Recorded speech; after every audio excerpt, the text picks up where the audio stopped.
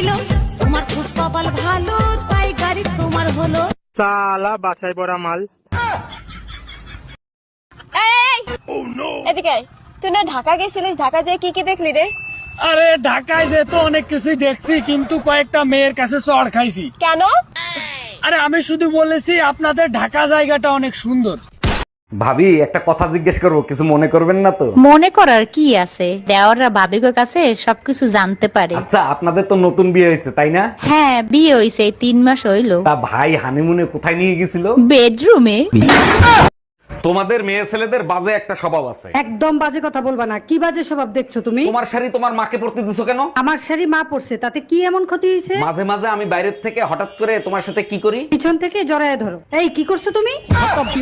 ভাবি কিছু মনে না করলে একটা প্রশ্ন করব।